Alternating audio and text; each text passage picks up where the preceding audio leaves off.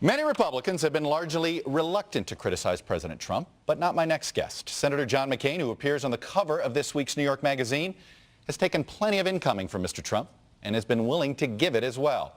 Here's what he had to say on Friday at the Munich Security Conference in Germany, an event essentially founded to confront the threat posed by the old Soviet Union during the Cold War. They would be alarmed by an increasing turn away from universal values and toward old ties of blood and race and sectarianism. They would be alarmed by the hardening resentment we see towards immigrants and refugees and minority groups, especially Muslims. They would be alarmed by the growing inability and even unwillingness to separate truth from lies. Well, I talked to Senator McCain yesterday from Munich, and I began by asking him whether, in that speech, he was referring directly to President Trump.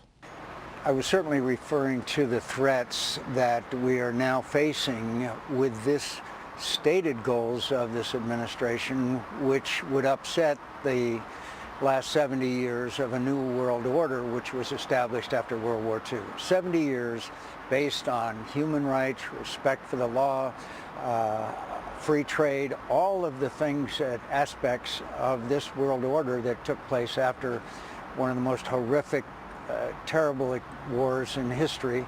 And I'm for maintaining it, and I'm afraid that it's under assault from a variety of forces, including, by the way, the Russians. You say a variety of forces. You're being careful here. Do you think the president agrees with you about the world order or not? I think many of his statements have been contradictory. Some of them have indicated that. I'm very pleased with the national security team that he has around him.